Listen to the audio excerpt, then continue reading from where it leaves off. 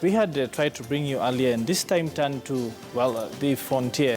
Be able to tell you about the Bura irrigation scheme, which about, well, 20 years ago it came into existence, and a few years later is now able to, well, drive agriculture in that sector. Well, since inception in 1953, the Bura irrigation scheme has operated way below capacity due to its reliance on diesel-powered pumps for water supply.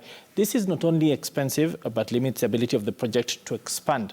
On this week's edition of The Next Frontier in Agriculture, our very own Philip Keitani visited the project to assess how a 26-kilometer gravity-driven water supply system is set to revolutionize operations.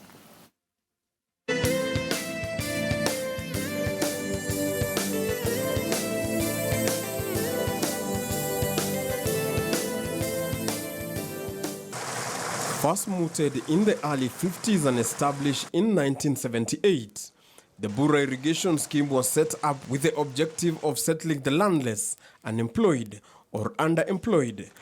The settlement was to take place in a space of 5 years, with a total population estimated to reach 65,000 people.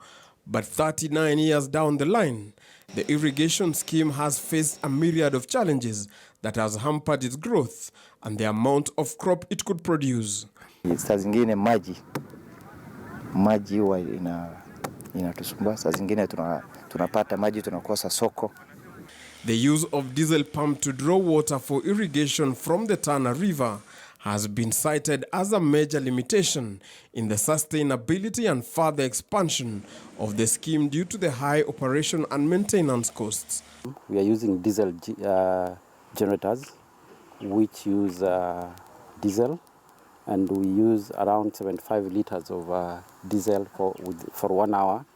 But now, through the financing by the government of Kenya and the Arab development partners, the National Irrigation Board is carrying out the construction of a gravity intake 26 kilometers upstream of the existing pump intake, with the objectives of abstracting water by gravity so as to provide reliable irrigation water and to do away with the high operation and maintenance costs attributed to the pumping. We are anticipating that once we finish the gravity system, which will bring in about 11 meters cubic per second of water, we'll be able to cover the entire scheme. But that will only be possible after we have expanded this canal, because the canal was only done halfway at the time of implementation because of the cost overruns. The ongoing construction works of the gravity canal is expected to cost the National Irrigation Board 7 billion shillings and is due for completion before the end of this year. The cost of doing that is estimated to be 7 billion to convert from the gravity to from pumped system to gravity system. The scheme currently has 2,245 farmers' households residing in 10 villages located within the scheme. Each farmer has a farm holding of 3 acres for farming. Over the years, farmers in the scheme have engaged in contract farming, where seed maize, commercial maize, cotton and horticultural crops are grown as cash crops. The importance of horticulture, it's a high-value crop. You can be able to get up to 200,000 Kenya shillings from 1.5 acres.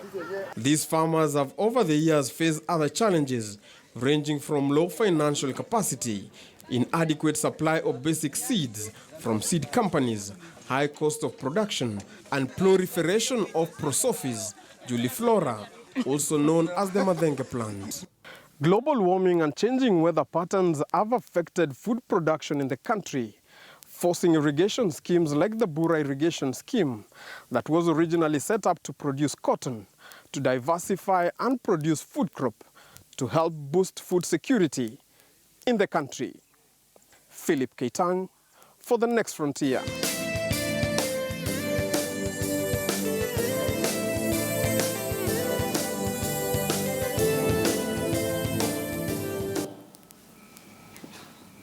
Well, not many people will indeed know that the Bura irrigation scheme was first started in 1953 by the colonialists and essentially was meant as a trial run to see what kind of crops would do well there in terms of trying out things like cotton and other things, and eventually collapsed a bit later and again was resuscitated under a World Bank project, which again collapsed much later in 1989.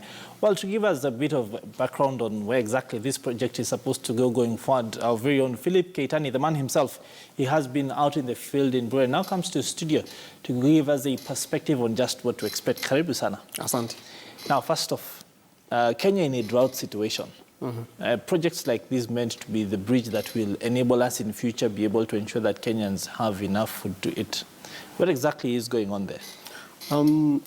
What is happening at the moment at the Bura irrigation scheme is that for a long time since inception, Yes. Bura irrigation scheme has been relying on generators to pump water from Tana River into the irrigation scheme. The pump itself is 60 kilometers away from some parts of especially the active part at the moment of the irrigation scheme. So pumping, they were telling us pumping, was it 11,000 cubic meters of water per hour? And pumping it 60 kilometers? Yes. Yes. And it's costing them 100 and something thousand per hour. Really? So in a month, they spend more than 3 million shillings in just diesel. So what they are trying now to do is to create another canal that will use gravity, so that they want to decommission the diesel pump generators and start using the gravity canal. The gravity canal at the moment, as the construction has begun, it's supposed to be 26 kilometers long. Yes. From the source, from beginning to finish. Not really from beginning to finish. 26 kilometers upstream from where the generator pumps the intake, are. So it will take another 26 kilometers for it to join the current canal, and it started last year and is expected to end by the end of this year. So the 7 billion shillings that they have indicated that project will cost essentially is to create a sort of extension that goes 26 kilometers above the current intake to be able to enable them use gravity. Yes, yes. So the new canal will now enable water to flow freely from River Tana into the Bura irrigation scheme. As at the moment, the scheme is they are only able to do 12,000 acres, but they are now saying when the canal is ready, they'll expand it to 25,000 acres, which will be a significant improvement in some of acreage for food production. And as you understand, as you rightly put it, the Bura irrigation scheme was originally set up for growing cotton, but when we had the Mitumba coming in the late 80s, the sector collapsed, which also collapsed with the Bura irrigation scheme. But now they are trying to introduce other crops, like maize, especially Bura is big in when it comes to maize seed, with so many of these maize companies contracting farmers to grow seeds. That's actually interesting, because from where we sit, most of the maize farmers we know are the usual average, we call them subsistence farmers.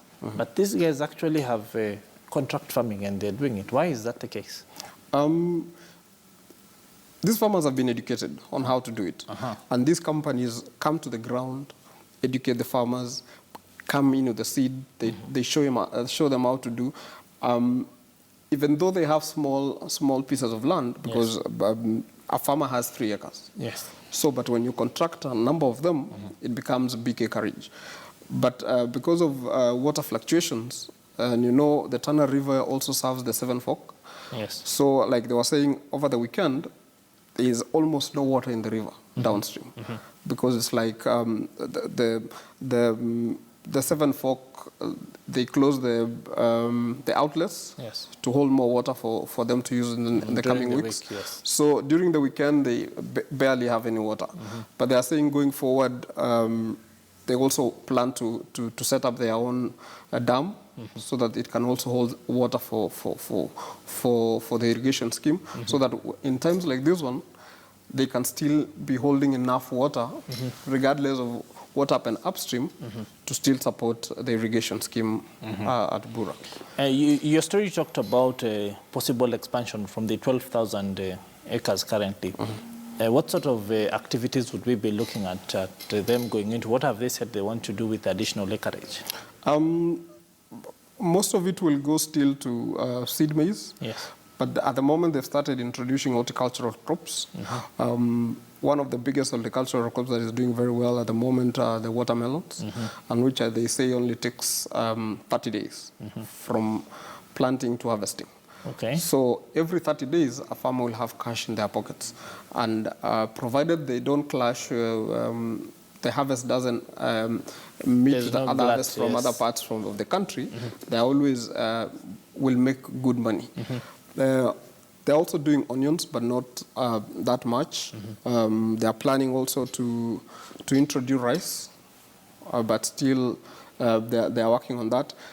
The introduction of cotton has also begun with a Turkish company already on site, doing trials on a number of places on reintroducing cotton. As you also know, the government is trying to revive the cotton sector in the country.